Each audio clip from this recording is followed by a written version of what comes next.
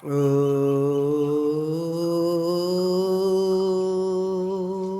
नित्यानन्दं परमसुखदं केवलं ज्ञानमूर्तिं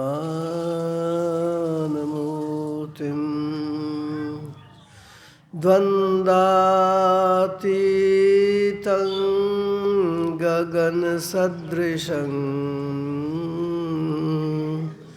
तत्त्वमस्यादिलक्ष्यम्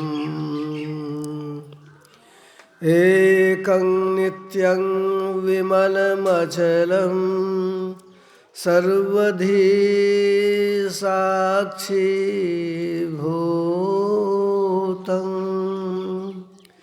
भावातीतं त्रिगुणरहितं सद्गुरुं तं नमाम्यहम्। श्री सद्गुरु महाराज की जय। एक बार हो जाए जोर से, बोलिए श्री सद्गुरु महाराज की जय। प्रातस्मरणीय अनंत श्री विभूषित परमाराध्य श्री सद्गुरु महाराज के त्रैलोक पावन पाद पद्मों में कोटि से नमन। मंचस्थ वंदनीय महात्मागण, समुपस्थित धर्म प्रेमी सज्जन वृंद, धर्मशीला माताओं, हम लोग ध्यान शिविर के साथ हैं। ध्यान जीवन का एक महत्वपूर्ण समय है, अंग है कि ध्यान के द्वारा ही हम अपने लक्ष्य को प्राप्त कर सकते हैं। खास करके यह जो ध्यान शिविर है, जिसमें आत्म कल्याण के लिए, अपने आप की पहचान के लिए, ईश्वर की ओर जाने के लिए प्रयत्न करते हैं, तो इसका तो बहुत ही अधिक मोल है। यूँ तो संसार के कामों को भी करने के लिए मन को उसमें लगाना पड़ता है, मन को एक ओर करना पड़ता है, और मन के लगाने को, मन को एक ओर करने को ही तो ध्यान कहते हैं। किसी भी काम को ध्यान से करने का मतलब है मन को उसमें योग करना है, मनोयोग पूर्वक काम करना है।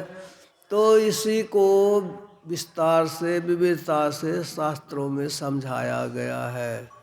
जैसे हम लोग अभी ये योग सिखोपनिषद का जो मंत्र सुने कि ब्रह्मा जी गए भोले बाबा के पास में, और उनका प्रश्न था कि वो मोक्ष कैसे प्राप्त हो। मोक्ष का मतलब हुआ बंधन से छुट्टी। बंधन दुखदायक होता है। अब बंधन में कोई सुखी नहीं रह सकता, और जीव भी बंधन में है। इसके बंधन को भी जानना जरूरी है, और बंधन से मुक्त होने का रास्ता भी पाना जरूरी है। तो वही पूछते हैं ब्रह्मा जी भोले बाबा से, तो भोले बाबा का वही जवाब है, उत्तर है यही कि ज्ञान यदि नहीं, समझ अगर नहीं, थ्योरी अगर ठीक नहीं, तो कैसे करेंगे। किसी काम को करने के लिए अगर सही तरीका मालूम नहीं है, तो आपको फायदे के बदले नुकसान हो सकता है।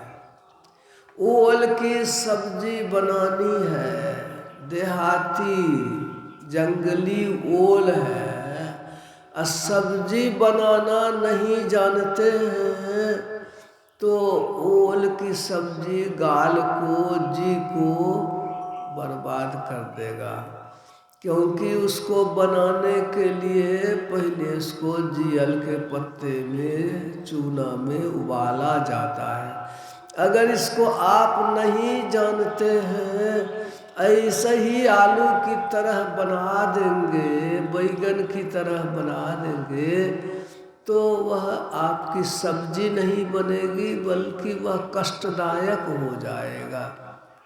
इसी तरह से कूश के पौधे को उखाड़ने के लिए उसको ठीक से पकड़ना पड़ता है, नहीं तो कुश का पौधा हाथ को ही काट देता है। ऐसे ही काम को करने के लिए, संसार के काम को करने के लिए जैसे सावधानी की जरूरत होती है, जानकारी की जरूरत होती है, वैसे ही अंतर साधना में भी जानकारी चाहिए, ज्ञान चाहिए। वही ब्रह्मा जी को भोले बाबा ने कहा कि आप क्या करेंगे, कहाँ जाएंगे, किधर जाएंगे, इसकी जानकारी नहीं है तो आप क्या करेंगे, कहाँ जुड़ेंगे। ज्ञान तो चाहिए। ज्ञान कहते हैं जानने को, पहले जानिए। योगहीनं कथं ज्ञानं, और जानने के लिए उसमें मन को लगाना पड़ेगा, जुड़ना पड़ेगा। तो योगहीन ज्ञान, जुड़े तो ज्ञान, अज्ञान के द्वारा सीखे तो कहाँ जुड़ना है, कैसे जुड़ना है, उसका नाम हुआ योग। दोनों को जानना होगा, किस दिशा में हमें मुड़ना है, कहाँ हमें जाना है।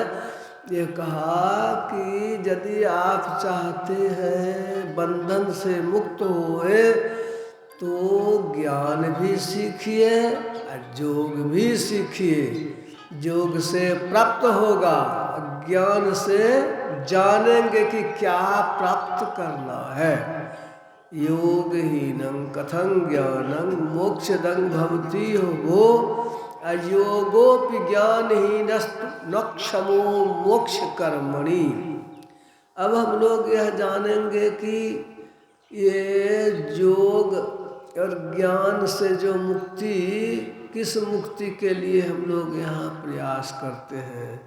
हाथ तो बंधा हुआ नहीं है, पैर बंधा हुआ नहीं है, बंधन आखिर है क्या जिससे हम छूटना चाहते हैं। तो इसको समझाया है बहुत से संतों ने। बंधे तुम गारे बंधन आन, राधा स्वामी साहब ने कहा, पहला बंधन परा देह का, दोसर तिरिया जान, तेसर बंधन पुत्र विचारो, चौथे नाती मान। नाती के कहीं नाती होवे तब कहूँ कौन ठिकान। धन दौलत और हाट हवेली, यह बंधन क्या कहूँ बखान। चौलर पचलर सतलर रसरी, बांध लिया तू बहुविधि तान। कैसे छूटन होए तुम्हारा, गाढ़े खूंटे गड़े निदान। ये है कि यह बंधन बाहर का नहीं है, पहले हम हैं और हमारे ऊपर शरीर है। शरीर हम नहीं है, शरीर के भीतर में है। हमें सुख दुख नहीं होता है, शरीर के साथ है। शरीर को सुख दुख होता है, उसका अनुभव हम करते हैं। गर्मी लगती है, ठंडी लगती है, तो अनुभव होता है हमको। क्यों? तो शरीर के साथ है। कहेंगे कि आपकी बात कैसे माने। देखिए, सो जाते हैं, शरीर खटिए पर रहता है। इस शरीर के सुख दुख को समय सोए में नहीं जानते हैं। शरीर में क्या हो रहा है, सपने में है तो शरीर के सुख दुख को सपने में नहीं जानते हैं। यही यह समझाता है यह बात कि शरीर भी बंधन है। पहला बंधन परादेह का और दूसर तिरिया जान।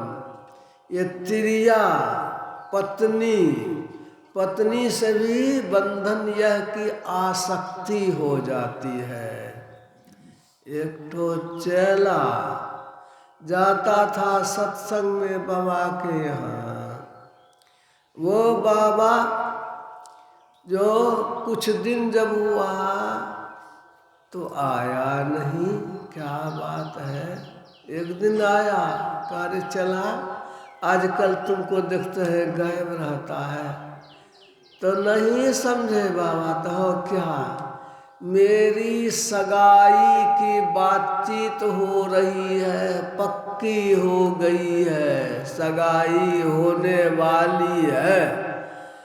तो बाबा ने कहा कि तुम गया गुरुजी के काम से, सत्संग के काम से तुम चला गया, अब सत्संग में क्या आएगा। कुछ दिन फिर नहीं आया। कहा कि क्या कहेंगे बाबा, अब मेरी सगाई हो गई है। कहा तब तुम बाप माय के काम से चला गया। बाप माय के काम से क्या तुमको फुर्सत होगी। कुछ दिन के बाद फिर नहीं आया। तो फिर कुछ दिन के बाद क्या बात है, तो गुरुजी अब तो हमको बच्चा हो गया है, लड़का। कहा तब तुम अब अपने काम से भी गया। ये पहले तो सत्संग से मन हटा, अब फिर माँ बाप के लिए पत्नी हो गई तो माँ बाप को कौन पूछता है। अब बेटा हो गया तो अपनी भी चिंता नहीं, अब बेटे की चिंता है। यह जो है बंधन, यह ऐसा बंधन जबरदस्त है कि है तो झूठ है, लेकिन इसको झूठ नहीं कह सकते हैं। वो गुरुजी टहल रहा है बगीचा में, चेला को वो पकड़ लिया एक पेड़। कहता रे चेला दौड़, पेड़ ने मुझको पकड़ लिया है। चलवा जाता है, हंसता है, बाबा पेड़ को तो आप ही पकड़े हैं, पेड़ आपको कहाँ पकड़े हुए हैं। कहा नहीं रे चला, पेड़े हमको पकड़े हुए हैं। तो हंस रहा है चला कि बाबा झूठे बोलते हैं, आप ही पेड़ को पकड़े हुए हैं। बाबा जी छोड़ता है पेड़ को, कहता चला तुम जो कहा पत्नी पकड़े हुए, तो तुमको कहाँ पत्नी पकड़े हुए हैं, तुम ही तो पत्नी को पकड़े हुए हैं। यह बंधन आसक्ति है, झूठ है, लेकिन बड़ा जबरदस्त बंधन है। ये छूटते नहीं, छूटता है। आप सुने होंगे ये कि एक ऊंट वाला है, उसको 40 ठो ऊंट है, किसी सराय में ठहरता है रात में। रात में ऊंट कहीं चला जाएगा तो खोजना पड़ेगा। ऊंट को बांधने के लिए खुट्टी ठोकता है, खुट्टी से रस्सी निकाल करके ऊंट के गर्दन में लपेट करके बांध करके फिर ठोक देता है, ऊंट बैठ जाता है। इस तरह से बांधते बांधते 39 ठो ऊंट को बांध दिया। 40वां ऊंट को जो बांधता तो रस्सिए नहीं था। सराय वाले से जाके पूछा कि भैया एक ठो रस्सी दो, एक ठो ऊंट रह गया है बांधने के लिए।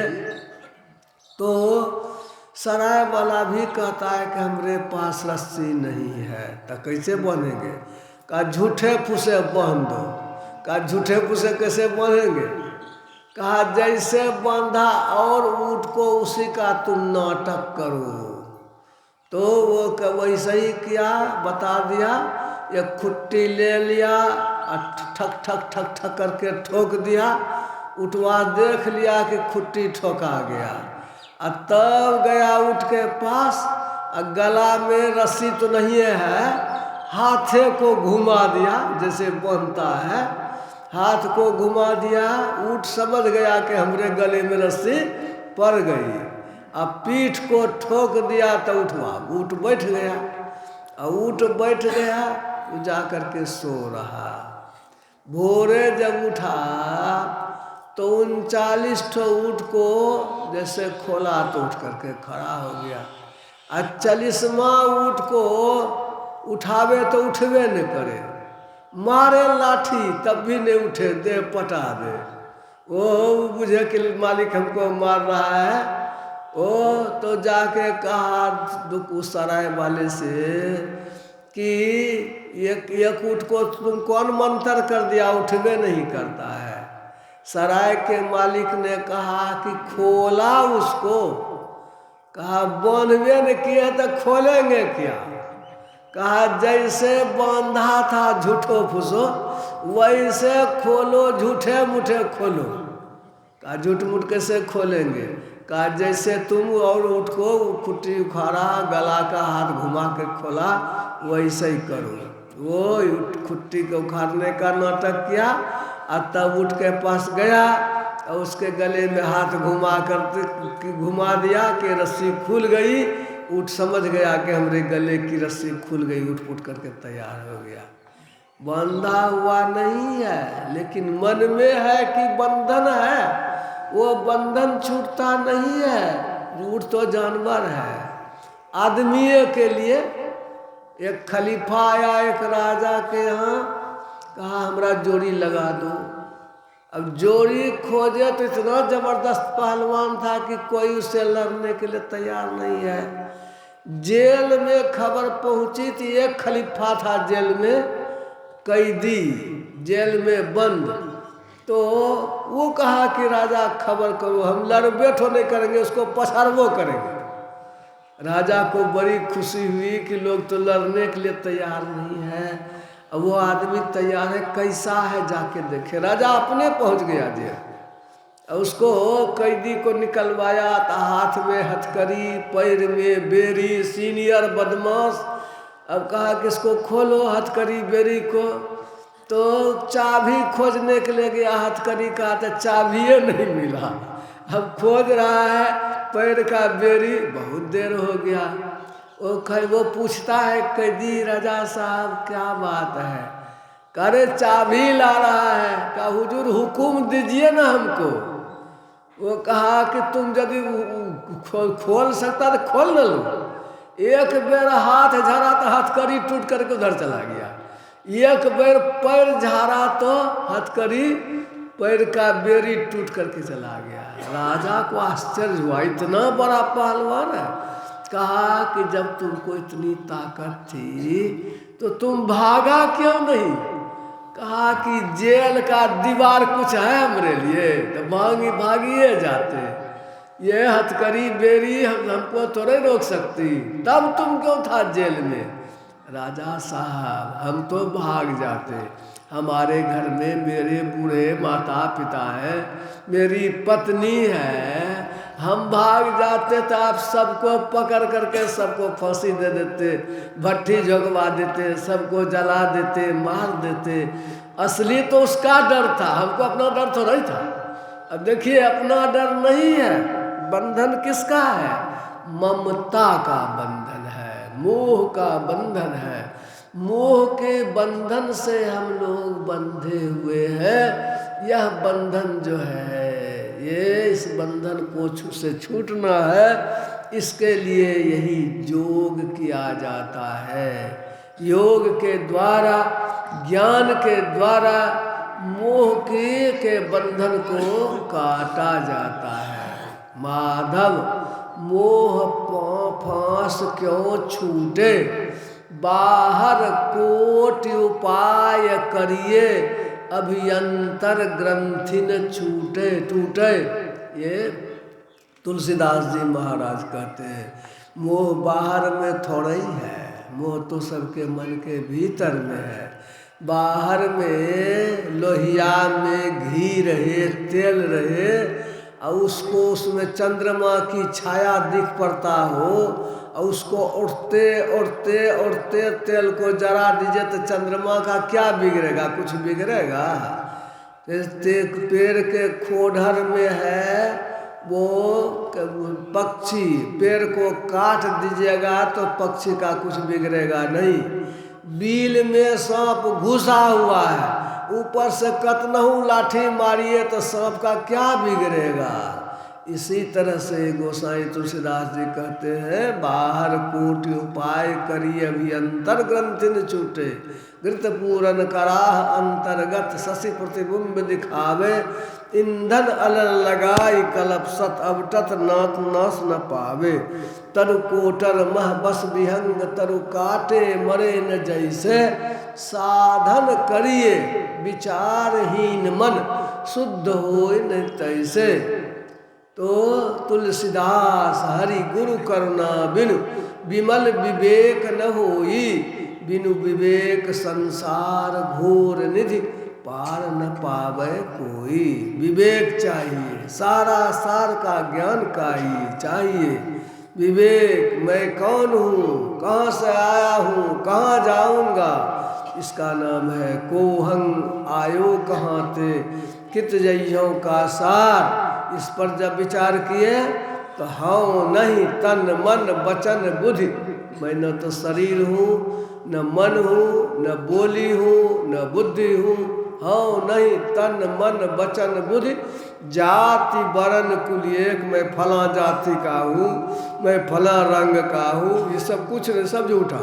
मैं हूँ चेतन, मैं क्या हूँ? चेतन आत्मा, और वह सब में है। मैं हूँ चेतन सबन में, यह ज्ञान हो जाए तब या को कहिए विवेक। इसको जानने के लिए युक्त होना पड़ेगा, जुड़ना पड़ेगा। कहाँ जुड़ना पड़ेगा? भीतर में, बाहर नहीं। भीतर जाने के लिए योगः चित्त वृत्ति निरोध, चित्त की वृत्तियों का निरोध करना होगा। चित्त की वृत्तियों का निरोध करने के लिए ये जो है पातंजल योग दर्शन में योग को 8 भागों में बांटा गया है। ये कहा पहला काम तो है भोजन आसन। भोजन ठीक करेंगे, बहुत खाएंगे, पेट भारी होगा, बैठ नहीं सकेंगे, आसन नहीं बनेगा। और आसन नहीं बनेगा तो साधन कैसे करेंगे, मन को कैसे स्थिर करेंगे? और उसके पहले यम नियम। यम में है अहिंसा, सत्य, अस्तेय। अहिंसा, सत्य, अस्तेय, ब्रह्मचर्य और परिग्रह। ये आसक्ति को छोड़ने का मोटा साधन पहले शुरू। कि झूठ कौन बोलता है? जो कमजोर होता है, वह सत्य सही बात को छिपाता है, डरपोक होता है। जो मजबूत है वो क्यों झूठ बोलेगा? उसको किसका डर है? झूठ बोलने वाला कौन होता है? जो कायर होता है। इसलिए झूठ बोलना तो पहला, to speak lie is not only a sin but also a crime। यानी कि झूठ बोलना केवल पापे तो नहीं है, अपराध भी है। ये झूठ बोलना उचित नहीं है। तो ये कहा अहिंसा, हिंसा करना, यह भी तो गड़बड़ चीज़ है। दूसरे की जान लीजिएगा, कष्ट दीजिएगा तो आप स्वयं कैसे सुखी रहिएगा? दूसरे को सुखी करना भी तो सीखिए। अहिंसा, मांस, मछली, अंडा, गंडा, ये बिना हिंसा के प्राप्त होता नहीं है। अहिंसा, सत्य, सत्य और अहिंसा, यही हथियार था गांधी जी का भारत आज़ाद करने का। अस्तेय, चोरी नहीं करना, किसी का सामान बिना पीछे उठा लिया, यह भी चोरी हो गया। अस्तेय, ब्रह्मचर्य, ब्रह्मचर्य से वीर्य के रक्षण करने से ओज बढ़ता है, मानसिक शक्ति बढ़ती है। ये मानसिक शक्ति बढ़ती, खलीफा नहीं कह रहे हैं, दोनों में फर्क है। खलीफा नहीं कह रहे हैं। एक बार ऐसे ही किसी ने रखा, साधु को एकदम खलीफा होना चाहिए। तो हमने कहा, पीछे जब मैं माइक पकड़ा तो मैंने कहा कि आपका ये जो सुना हम लोगों ने, यह देखने में नहीं आता है। गुरु महाराज महर्षि में ही परमदेव जी तो दुबले पतले थे, कहाँ खलीफा थे। श्रीधर बाबा को देखिए तो वे भी खलीफा नहीं है, उस समय थे ही लोग। तो विष्णुकांत बाबा को देखिए, वो खलीफा नहीं है। ये आपका ये गड़बड़ हो गया। बल्कि संतों के वचन में सुनिए तो गोरख बाबा कहते हैं, मोटे मोटे कुल्हे और ऊंचे ऊंचे पेट, कह गोरख सुन साध वो नहीं सतगुरु से भेंट। मोटा मोटा बह है, अब पेट बड़का बड़का ठो है, तो इसका मतलब है कि ध्यान भजन ठीक से नहीं करता है। साफ साफ ये नहीं कहने का हुआ। तो ये जो है नहीं, आजकल हमारे एक ठो महात्मा सब है कोपा घाट में, वो कहेंगे कि आश्रम का गेट जितना ऊंचा हो, बड़का आश्रम है, गेट कितना बढ़िया है। अब बाबा जी का पेट जितना बड़ा हो, कहेगा बड़का महंत है। तो हंसाने के लिए हमारे महात्मा लोग सब कहते हैं कि आश्रम का गेट और बाबा जी का पेट। लेकिन गोरखनाथ जी महाराज ने कहा ऐसा नहीं, बल्कि ध्यान भजन करेगा तो देह कहाँ लगेगा उसको। वो कहा, वो कबीर गुरु का भावता, कबीर साहब कहते हैं जो गुरु का प्रेमी है उसका कैसा देह होता है। कबीर गुरु का भावता, दूर ही से दिसंत, दूर से झलकेगा कि हाँ कैसा है वो। तन खीना, खीना मने दुबला पतला, तन खीना। अब मन अनमना, मनो उसका प्रसन्न नहीं है, एकदम वैसे ही है अनमना। तन खीना मन अनमना, रहे सदा रोवंत, तो रोता ही रहता है। एक संत ने कहा, जरद बदन पीला चेहरा, जरद बदन तन चढ़े न मांसू, देह में मांस का चढ़ेगा। नहीं लागे कछु क्षुधा पिपासु, भूख प्यास उसको क्या लगेगा, ध्यान में मस्त रहता है।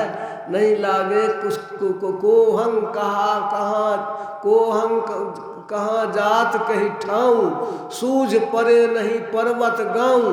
ऐसा जो है साधुओं का, वो अंतर साधन में, मन की उपरामता में, मन जब उधर लगा हुआ है तो शरीर में उसकी स्थिति वैसी नहीं रहती है। लेकिन इसके लिए ब्रह्मचर्य जरूरी है, वीर्य का रक्षण जरूरी है। पत्नी भी है तो पत्नी से परहेज करने की जरूरत होती है ध्यान भजन साधन में, क्योंकि वीर्य का, दृष्टि का, मन का, सांस का, चारों का संबंध है एक दूसरे से। दृष्टि टिकेगी तो वीर्य भी शुद्ध होता है, स्थिर होता है, मन भी स्थिर होता है, सांस भी स्थिर होती है। यानी कि चारों काम होता रहता है एक साथ। इसलिए पत्नी है कोई बात नहीं है, बाल बच्चे हैं कोई बात नहीं है, लेकिन जब ध्यान भजन साधन की ओर बढ़िए तो आपको परहेज करना ही पड़ेगा। संहारो सखी सुरती, न फूटे गगरी। गगरी फूटना मैंने क्या हुआ, वीर्य का जो है रक्षण करना होगा। गगरी नहीं फूटे, वीर्य संचयी बनिए। इसलिए यहाँ कहा गया अस्ते ब्रह्मचर्य, ब्रह्मचर्यं तपोत्तमं, न तपः तप मिथ्याहुर, ब्रह्मचर्यं तपोत्तमं। तप को तप नहीं कहते हैं, ब्रह्मचर्य को तप कहते हैं। ब्रह्मचर्यं तपोत्तमम। तो विजरेता भवेद्यस्तु स्वदेवो न तु मानस। जो ब्रह्मचर्य का पालन करता है वह आदमी नहीं, वह देवता होता है। पत्नी के साथ भी ब्रह्मचर्य का पालन करते थे। पुराने जमाने का अपना पढ़ेंगे, यह है संतानोत्पत्ति के निमित्त अपनी पत्नी के पास जाना और फिर 25 वर्ष से 50 तक में जो किया सो किया। अब 50 वर्ष के बाद पति पत्नी दोनों बाबाजी बन जाते थे, आश्रम चले जाते थे और नियम पूर्वक आश्रम में साधुओं के पास रहते थे। राजा महाराजा भी यही करते थे। ये आप अपना जो पढ़ेंगे 4 आश्रम का, ब्रह्मचर्य आश्रम में पढ़ाई लिखाई, गृहस्थ आश्रम में घर गृहस्थी, परिवार बाल बच्चा, वानप्रस्थ आश्रम 50 वर्ष से 75 वर्ष तक यही पत्नी के साथ वानप्रस्थ मतलब हुआ साधु के आश्रम में साधु का जीवन बिताते थे। और उसके बाद संन्यास, तब सबसे अलग 75 के बाद किसी से कोई मतलब नहीं। ये स्थिति थी उस समय के जीवन में। तो ब्रह्मचर्य अपरिग्रह और हो ये जो है, यह मन में जो भावना है, यह संसार को जमा करने की सो नहीं। जरूरत भर तो रखिए जरूर सामान, जरूरत से अधिक नहीं रहे, उसको परमार्थ में लगाइए, शुभ काम कीजिए। ये हुआ अपरिग्रह हुआ कि आवश्यकता से अधिक संचय नहीं रखना, ये कहा गया। मन में असल में होता है परिग्रह और अपरिग्रह। मन आपका आसक्त है तो थोड़ा भी है तो आप उसमें डूबे हुए हैं, और मन अनासक्त है, वो जनक की तरह है, राजा जनक की तरह, तो बहुत है तब भी आप वो एकदम स्थिर भाव से ध्यान भजन करते हैं। ये हुआ यम नियम कहते हैं शौच, संतोष, तप, स्वाध्याय और ईश्वर परिधान को तप कहते हैं। शौच मतलब होता है पवित्रता। पवित्रता में मन आपका जिससे शांत रहे, स्नान कर लेते हैं, मन शांत हो जाता है, अच्छा लगता है, मन में फर्क हो जाता है। नहाने के पहले का मन और नहाने के बाद का मन, देखिए फर्क हो जाता है। तो शौच, इसी तरह से खाना पीना रहना सहना सब में पवित्रता चाहिए, अब बीमारी भी दूर होगी सफाई से। संतोष जो हो जो है उसी में संतुष्ट होना, शौच संतोष। तप ये कष्ट को सहना कि भाई शुभ काम करने जा रहे हैं तो शरीर में कष्ट भी हुआ तो बर्दाश्त कर लिए, बैठे हुए हैं उठना नहीं है, सत्संग में बैठे हुए हैं, थोड़ा कष्ट भी है तो बैठे हुए हैं, ये तप हुआ। स्वाध्याय पढ़ना, रोज सत्संग में सुनते हैं भी पढ़ाई है, लेकिन रामायण पाठ कर लिए, गीता पाठ कर लिए, सत्संग जो का पाठ कर लिए, खाली पढ़िए तो नहीं लिए, 2 लाइन पढ़े उसके अर्थ को समझे, गुरु महाराज का प्रवचन पढ़ लिए। स्वाध्याय और ध्यान, ईश्वर परिधान, ये ध्यान हुआ, ध्यानाभ्यास, ये यम नियम के अंतर्गत आया। उसको गुरु महाराज ने संक्षेप कर दिया, यो झूठ चोरी नशा हिंसा व्यभिचार नहीं करने का, एक ईश्वर पर चल विश्वास, पूर्ण भरोसा, अपनी उसकी प्राप्ति अपने अंतर में होगी, सतगुरु की निष्कपट सेवा, सत्संग और ध्यानाभ्यास, ये 5 करने का उन्होंने कह दिया। शौच सब ये जो है यम नियम, आसन, बैठेंगे देर तक स्थिर हो करके, शरीर को धड़ को गर्दन को सीधा करके निश्चेष्ट होकर, बाबा सो करके नहीं होगा, सुतियों के कीजिएगा, नींद आ जाएगा तब सुतिए जाइएगा, करके देखिएगा। लेट करके करने में तो अच्छा ही लगता है, लेकिन तुरंत नींद आ जाता है, होश नहीं रहता है, तो इसलिए नींद से तो बचना पड़ेगा। तो ये जो है आसन, वो भोजन, तब होता है प्राणायाम, सांस को का कसरत, ये पहले सांस को रोकते थे कि मन भी रुकेगा, और इससे शरीर पर जबरदस्ती करने से शरीर जाने पर खतरा रहता है। ऐसे रामदेव बाबा ने प्राणायाम का रूप बदल दिया है। वो स्वास्थ्य के लिए करते हैं, वे ध्यान के लिए नहीं करते हैं। ऑक्सीजन पूरा भेजे भस्त्रिका और निकालते गए कपालभाति, अनुलोम विलोम नारी को ठीक किए, नारी शोधन व्यायाम, ऐसे बहुत तरह का प्राणायाम है। इससे शरीर की शुद्धि भी होती है, स्वास्थ्य भी अच्छा होता है। लेकिन संतों ने कहा इसकी जरूरत अलग से करने की नहीं है। दृष्टि जैसे जैसे स्थिर होगी ना, मन जैसे जैसे स्थिर होगा ना, मन के साथ अपने ही रुकने लगता है। सांस भी किसी चीज़ को गहराई से सोचिए तो सांस धीमी हो जाती है, इसलिए उसकी नहीं जरूरत है। आप अंतर में सुरतिया हो, नैना से नो टरे। आप अपने अंदर में दृष्टि शक्ति को आँख बंद करके आँखों में ठहरे, अंधकार में ठहरे। ये बाहर संसार प्रकाश देखते हैं, आंखें बंद कर लेंगे तो आप भीतर में देखते अंधेरा है। तो वो कहा उसमें से आप भागिए मत, स्थिर रहिए। सुरतिया हो नैना से न टरे, सोई सुरतिया मेरो मन हरिलिन्ना, नाही जरे न मरे। वह जो सूरत है जिसको ख्याल कहते हैं वही हम है। मन है बाहर तब मन कहलाया, अब मन उलट करके भीतर चला गया तो वही सूरत कहलाता है। मन उलटे तब सूरत कहावे। वही मन जो बहिर्मुखी था तो मन था, विषय में था, वही मन उलट गया, विषय से मुड़ा, वही सूरत कहलाता है।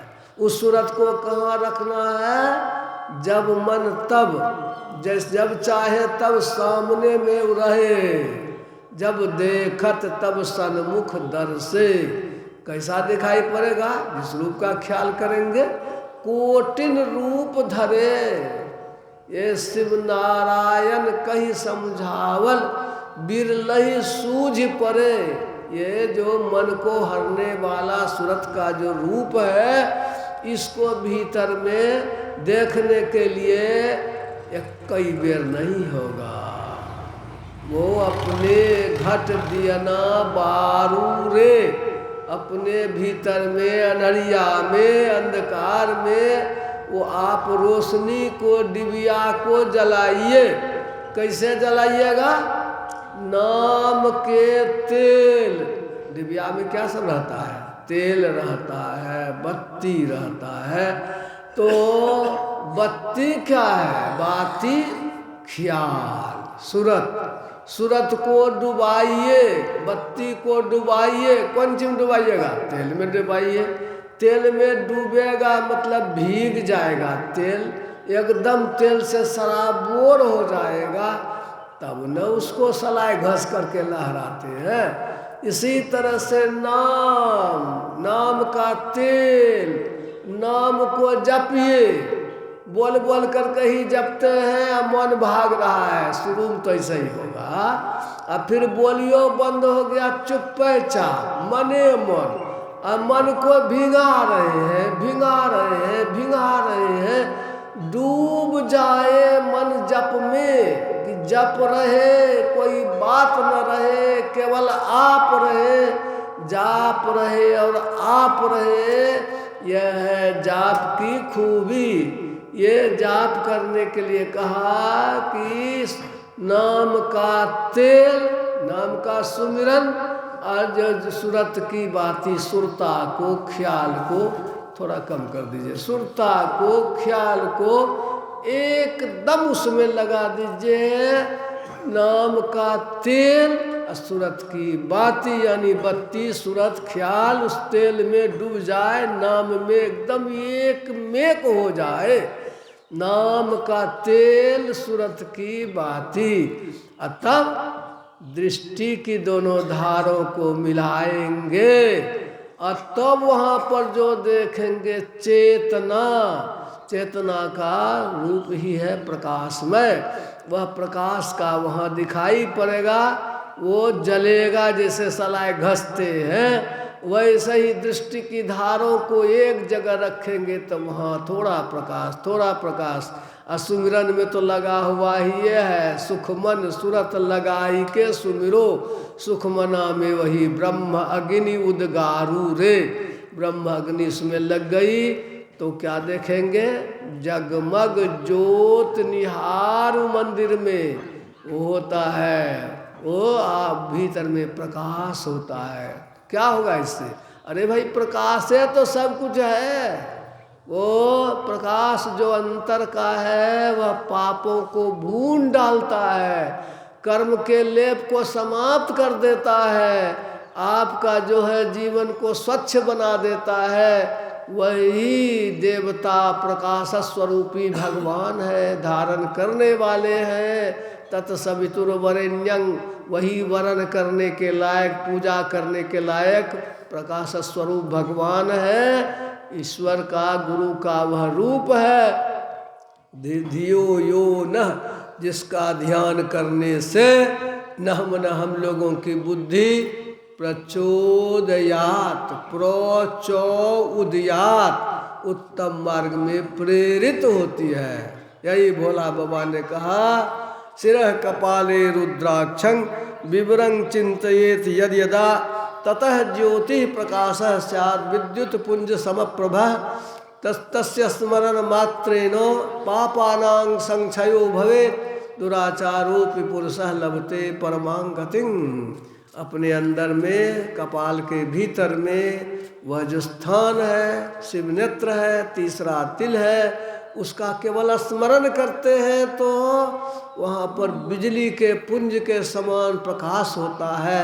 उसका स्मरण करने मात्र से पापों का क्षय हो जाता है, नाश होता है, और दुराचारी से दुराचारी पुरुष भी परम गति को प्राप्त होता है। यही गुरु महाराज ने कहा, सुरतिया हो, ये कहा उन्होंने, मन तुम बसो तीसरो नैना मह तह से चल दीजो रे। वहाँ तीसरी आंख शिव नेत्र कहा, वहाँ ठहरेंगे तो आगे का रास्ता, प्रकाश का रास्ता मिलेगा। थूल नयन निज धार दृष्टि दो सन्मुख जोड़ो रे। ये जो आँख हम लोगों की है, इससे जो निकलती है रोशनी, ये जो स्थूल नयन अपने जो धार है चेतना की, उसको सामने में एकत्र करेंगे, जमा करेंगे तो आगे हम लोग बढ़ेंगे। यही योग हुआ, जुड़ना हुआ। कहाँ जुड़े? अपने अंदर में, सुखमना में, जहाँ से चेतना की धार आती है, शरीर में फैलती है। तो जो मरना होता है, स्थूल शरीर से ऊपर उठते हैं, वो जो है वहाँ पर वो वर्णन भी बड़ा बढ़िया गुरु महाराज ने किया है। धर धर धर की धार सारथि चेतना, धर धर धर का खेल जतन करी देखना, धर में सुखमन घाट दृष्टि ठहराई के, अरे हाँ रे में ही यही घाटे चढ़ जाओ धराधर धाई के। वहाँ थोड़ी सी प्रकाश हुई, मन सह नहीं सकता है, भाग जाता है, तो फिर दिखना बंद हो गया। लेकिन इधर से लगे हुए, भागने कहाँ देंगे? फिर लगाए, फिर रोशनी आया तो रोशनी बढ़ता है, घटता है, बढ़ता है, घटता है, गुजगुजाता है, टिमटिमाता है, धड़कता है। वही कहा चेतना की धार धड़कती है। इसका जो साधक साधना करते इसका अनुभव करते हैं। धर धर धर की धार सारथि चेतना, वो भीतर में इसको जत्न करके देखिए, और देखते देखते ठहरिए तो शरीर से ऊपर तजो पिंड चढ़ जाओ ब्रह्मंड ही वीर हो, पेलो सुखमन दृष्टि शिष्ट जो तीर हो। यह जो है यह योग की धारणा हुई। पहले अल्प टिकाव, थोड़ा ठहरा, ये प्राणायाम के बाद इसका नाम है धारणा। धारण करना, 1/7 सेकंड ठहरा तो दिखाई पड़ेगा, अधिक देर ठहरा तो अधिक और दिखाई पड़ेगा, साफ साफ दिखाई पड़ेगा। ऐसा कि कुछ देर तक ठहरते रह जाए, पते न चले कितना समय निकला, तो ये धारणा में गहराई आई। अधिक देर तक धारणा जब हो गई तो उसी का नाम ध्यान है। ध्यान में जब एकदम प्रौढ़ हो गए, अब किसी चीज़ का ख्याल नहीं है, तो उसका नाम समाधि है। तो ये है, ये प्राणायाम, धारणा, ध्यान, समाधि, ये समाधि यहाँ तक ये जो 8 अंग योग के तो पातंजल योग दर्शन में कहा गया। लेकिन तरीका नहीं जानेंगे, मनमाने ढंग से कह रहे हाँ हम ध्यान करते हैं, 10 घंटा बैठते हैं, हमारा यहाँ बहुत है, हम तो 6 घंटा हिलबे नहीं करते। इसे क्या उस गुरु महाराज का सत्संग योग में लिखा हुआ है, उपविषेक विषेकं चिंतकेन मुहुर्मुहुः न शक्यते मनोजे तुम बिना जुक्ति मनिंदिता। यदि जुक्ति नहीं जानते हैं, जो उचित तरीका नहीं जानते हैं, कतनहु न बैठिए, उपविषेक मन बैठिए, विषेकं बारंबार बैठिए, कोई लाभ नहीं। चिंतकेन मुहुर्मुहुः बराबर आप ध्यान करते रहिए, उससे कोई फर्क नहीं। यदि न शक्यते मनोजे तुम मन को नहीं जीत सकिएगा, बिना जुक्ति मनिंदिता, बिना अच्छी जुक्ति के नहीं जान सकिएगा। इसलिए जुक्ति कीजिए और बैठिए। कोई अगर कहता है 24 घंटा हम बैठ रहेंगे, 10 घंटा बैठ रहेंगे, तो उनको पूछते हैं कि गुरु महाराज से बेसी तुम ही हो गया। गुरु महाराज समय समय पर जो बताए हैं कि घंटा ध्यान कीजिए, घंटा टहलबो कीजिए, घंटा जो कीजिए ना, 3 से 4 ध्यान कीजिए, 4 से 5 अपना काम भी कीजिए, 5 से 6 फिर ध्यान कीजिए, 6 से जो गुरु महाराज का बताया हुआ तरीका है, वो तरीका हम चलेंगे, तुम्हारे तरीका से चलेंगे। यह जो है लोग बहुत तरह की बात अभी करते हैं, इसलिए मैंने इस बात को रखा कि हम लोगों को चाहिए कि जो गुरु महाराज का तरीका है वह उन्होंने बहुत लंबे जीवन में अनुभव के साथ रखा। हम लोगों के सामने प्रैक्टिस करेंगे, धीरे धीरे धीरे धीरे ठहराव बढ़ेगा, ठहराव बढ़ेगा, अंतर में घुसेंगे, फिर जो कठिनाई होगी इसको दूर करते जाएंगे। अब तो 9 बज गया, अब तो विशेष नहीं चलेंगे। तो ये कहने का मतलब है कि ध्यान करने की युक्ति को सीखे सही ढंग से, थोड़ा थोड़ा करके करेंगे, मन उधर लगता जाएगा, हम लोगों का कल्याण होता जाएगा, संस्कार बढ़ता जाएगा। संचित संस्कार, हाँ, रहनी सहनी को सुधारेंगे, बोली चाली को ठीक करेंगे, प्रेम का बर्ताव करेंगे और आपस में भी ठीक से रहेंगे तो मन में चंचलता कम होगी। भोजन का सुधार, रहनी का सुधार, कहे कबीर निज रहनी सुधार संहारी, सदा आनंद रहे नर नारी। ये काम को करते रहेंगे तो हम लोगों का कल्याण होगा।